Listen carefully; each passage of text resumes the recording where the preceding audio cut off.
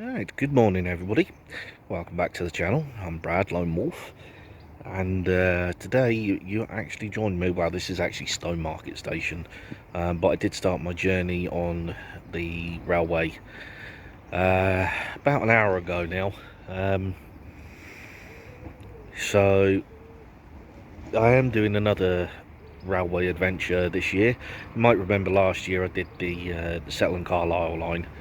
This year I'm doing something slightly different, very different, kind of in celebration of Rail 200, which I will explain later on in this video. Right now I've got a 9-hour journey ahead of me. Not going to say where I'm going until I get there, but those of you that have been following my weight loss vlog, you might have heard me say a couple of times that this week I don't expect to lose any weight, and that's still true. Main reason being is the next 3 days I'm going to be doing a lot of sitting around, and also I'm obviously going to be eating, but I'm not going to be working it off. So yeah, and this morning it really started quite badly. Again, I'll go into more details later on, well, in Sunday's weight loss video, as to what happened. But basically, yeah, don't expect me to be losing any weight. And as I say, that's part of a separate video. This video is well, I say this year's rail adventure, but we'll see how things go. So yeah, I'll keep you updated as I go along, but as I say, right now I'm in Stone Market and I'm waiting for my next train, which will take me to Peterborough. I'll keep you updated as I go along. See you in a second.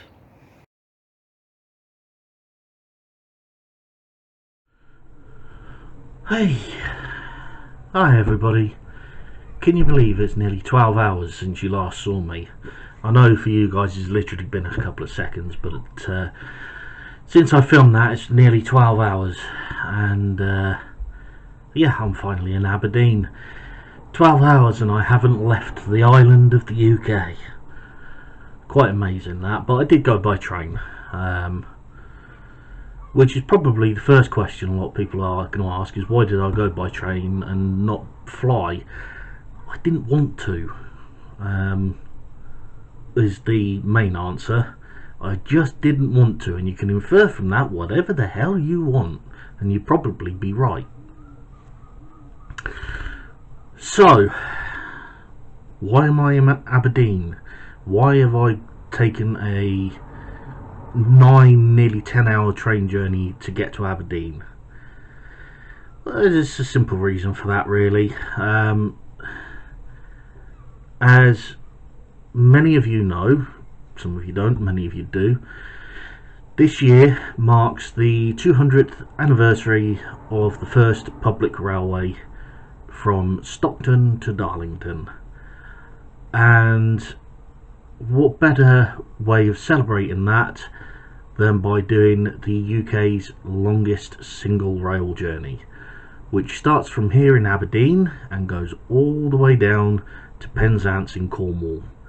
It is a long journey. It's a 13-hour journey, and I'm going to be doing it. Now, I'm not trying to make myself out to sound like a hero or anything like that, you know, because it's been done by other people, not just by myself, but yeah, it's been done by other people. But as we're winding our way south, I do hope to point out some significant railway architecture and structures as we go along. Yeah, 13 hours, and I'm going to end up going from Scotland all the way down to Cornwall, and then of course on Thursday I've got to go back home, but that's a problem for future me, not for now. Yeah, so as I say, in order to celebrate 200 years of public railways, I'm going to be doing the UK's longest single rail journey, and you're going to be joining me. Hopefully I'll be able to get some video. If not video, I'll be able to get some pictures of all the railway infrastructure as we go along. I'll see you in the morning. Alright, good morning everybody, welcome back. Apologise for the slightly shaky camera this morning. I didn't bring my, well, I brought my tripod for the normal camera, but I didn't bring a tripod for my phone. So it's now the next morning. I've had a decent amount of sleep actually, which given yesterday's journey isn't surprising really. It's about an hour before my train leaves, and yeah, I'm about to check out the hotel and make my way to the station, which is about a 10-minute walk. And obviously I'll get on the train and I'll start my 13-hour journey to Penzance. So that's if everything goes to plan. As I go along, as I said a few minutes ago, I'll be pointing out some of the key railway infrastructure as we go along. Right, so I'll see you in a few seconds. Bye bye. So this is going to be my home for the next 13 hours. It's a cross-country class 220, and I'm going to encounter a few issues as I go along, but hey, wouldn't be a voyage, wouldn't be an adventure if I didn't. Okay, so this is the first bridge that we're going to be crossing today, first significant, famous bridge that we're going to be crossing. This is the Tay Bridge, just outside Dundee. Now this site is probably best known, unfortunately, for a railway accident, a disaster that happened in the late 1870s. Now, the disaster of this bridge actually led to a much more famous, stronger bridge that we will be crossing in a few minutes' time. Now, I won't go into details of the disaster right here because they are available, obviously, online. But what I will say is the stumps of the original bridge that were part of the disaster are still visible above the water. Unfortunately, they're on the opposite side of the train to what I'm sat on here. Yeah, I will put up a picture in a second showing the aftermath of the disaster. Bear in mind, it's not a photograph, it is just a picture, so bear that in mind.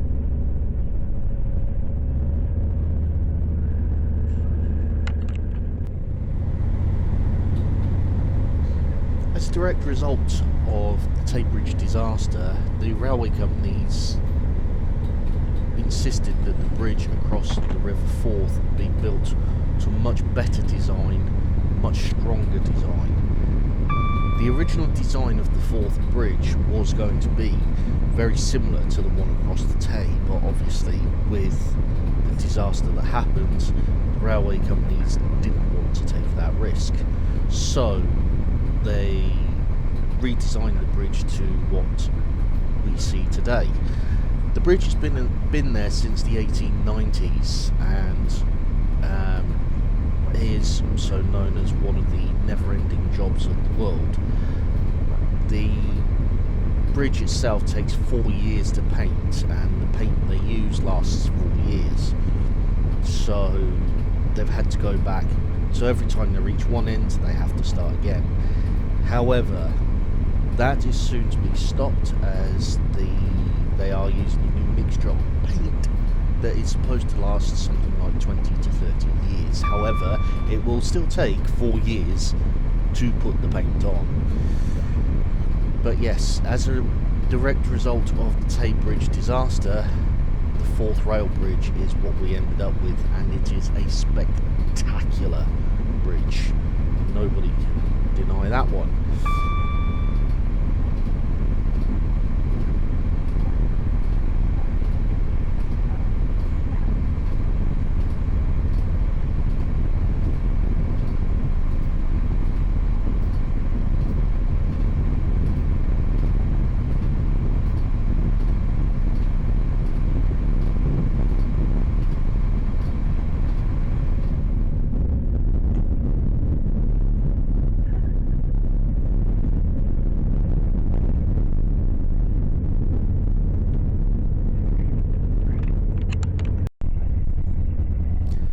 Part of the East Coast Main Line actually sticks to the name that has been given to it and actually runs along the East Coast. The section of sea that you can see there is actually the North Sea, and you can see how close the railway gets to the actual cliff face, and how high up above it the railway is. And it's been like this for maybe 100 years, a bit more than that, but the idea was that this was obviously the flattest route that they could manage at the time. So yes, and it makes for spectacular backdrop. It's many a railway journey. Obviously I'm inside the train at the moment, so I can't get an exterior view.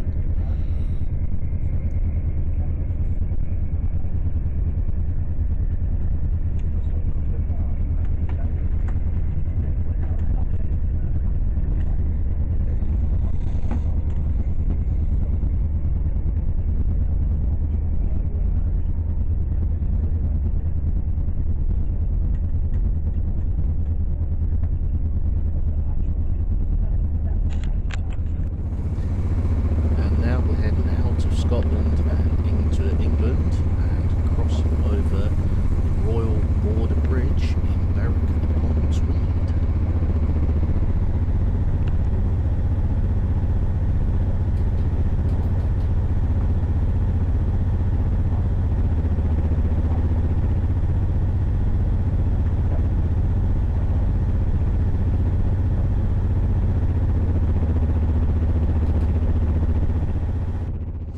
Unfortunately for this shot, I've had to mute the audio from the video as the train announcer was on the speaker and he was talking very loud like this throughout the whole of the video, so I've had to mute the audio. But this is Newcastle crossing over the Tyne. There's actually 2 bridges here for the railway and it forms kind of a loop. So if you were to go backwards, the way that this video is, go through Newcastle station, you go back across a bridge and then come back on yourself as a loop. So this is a picture of Durham Cathedral as viewed from the railway station. This isn't doctored, this is actually as you see it from the railway station.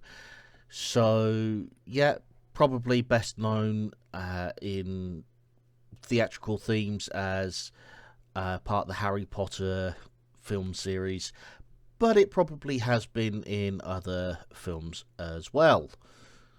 Moving on. So here we're on the approach to Darlington. Now, Darlington may not sound like a town that you'd associate with the railways such as York or Crewe, but Darlington was one end of the first public railway in 1825, the other end being Stockton. Now, obviously you can see that we're pulling into the station here, but I'm 90% sure that this is not the original station of the Darlington end of the Stockton and Darlington Railway. I'm pretty sure that this is a much later addition to the railway.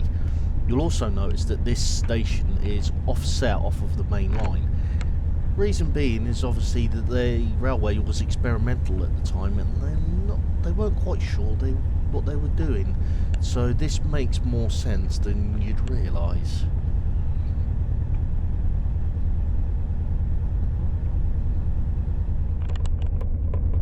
And into York Station. Now, York Station is probably one of the most famous stations on the East Coast Main Line. It was certainly one of the major citadels of the early railways. Several independent railway companies used to be based out of York, and just outside it is also the National Railway Museum, where a lot of the artefacts from the railway past are being stored and repaired. The York Station, as I say, used to be bigger than this, but with modern technology and advances, the station itself, although not out of disrepair, has changed significantly since its inception.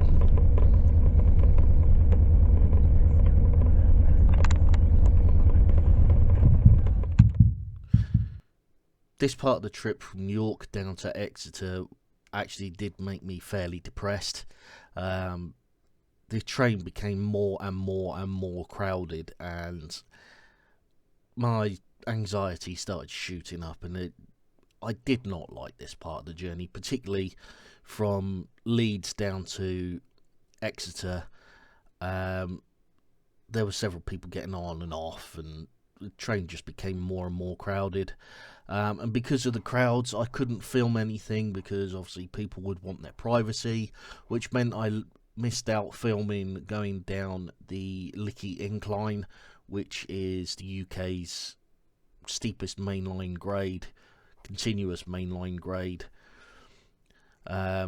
So much so that until very recently it was one of the few areas that still required banking up the hill. Basically a locomotive pushing the train up from behind. And like I say, I missed out on the Lickey Incline and going through Bath Temple Meads station, because obviously people would not want to be filmed, and I had to move seats several times. But anyway, a lot of people got off in Birmingham, Bristol and Taunton, so from Exeter St David's I've actually managed to carry on filming. From this part of the line, this is from Exeter round to Newton Abbot. This is the part of the line that actually goes through Dawlish Warren and along the sea, the coastal line, and along the sea walls. And yeah, rather than talk and waffle my way through this, I'm going to let the video actually play and probably intersperse it with some footage from Train Simulator. Now, the Train Simulator route that I'm going to be using is the Riviera line in the 50s, so you will see, if I use any, you will see steam engines, and you'll also see some track that no longer exists.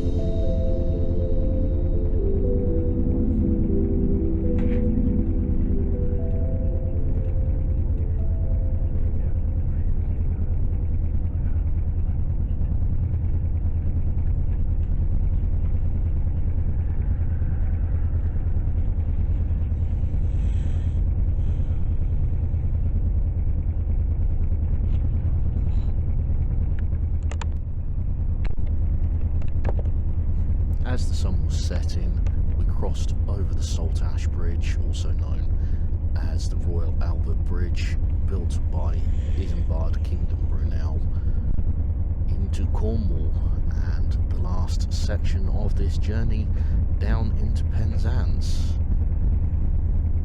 Now, we did arrive late into Penzance due to trespassers on the line, but only by about 10 minutes. So it was still a 13-hour journey, but yeah, slightly late arrival.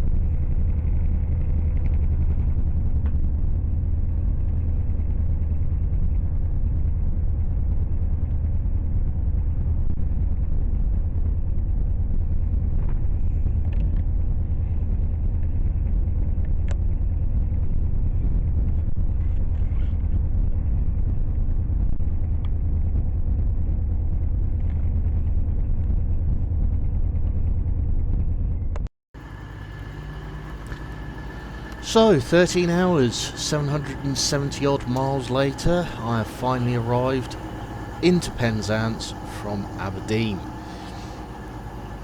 As I say, I was about 10 minutes late due to trespassers on the line, and this is the end of an epic journey.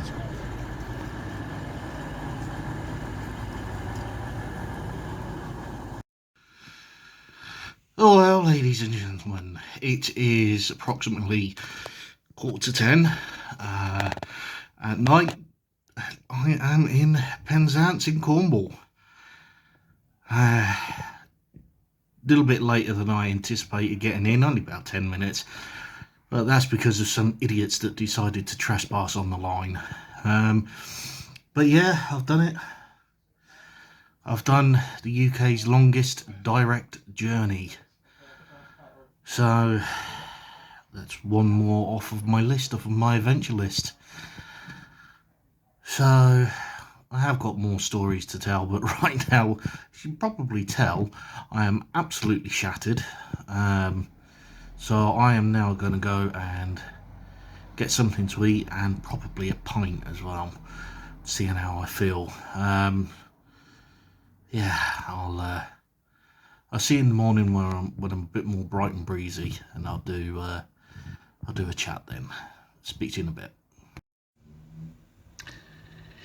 Good morning, everybody, and welcome to Penzance.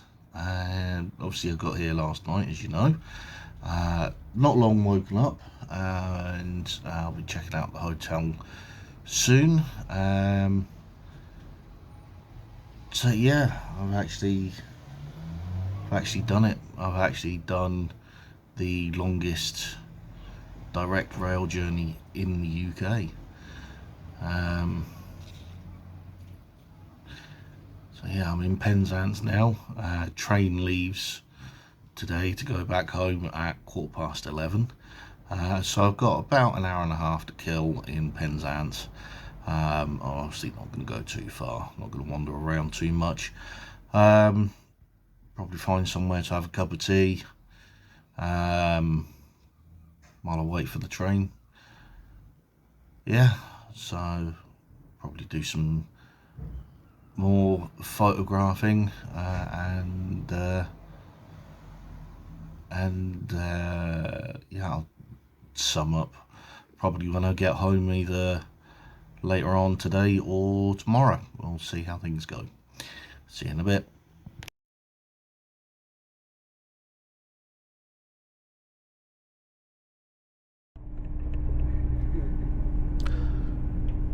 So here we are now pulling out of Penzance, and I'll do my sum up here.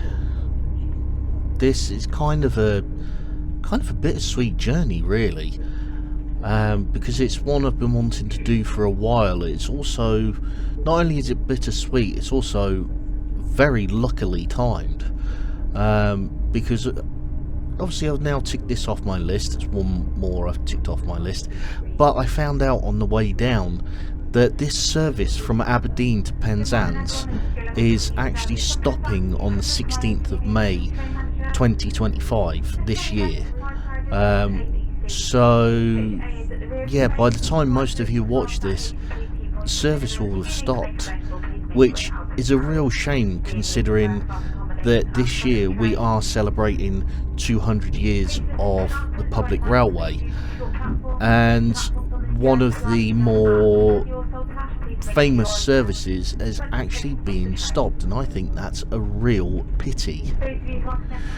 So if you get the chance to do it before the 16th of May, please do it, because it is one of those journeys that you can absolutely tick off of your list. Now, unfortunately, you don't get a certificate or anything like that for making the journey, but I will probably make one for myself just because I am that egotistical.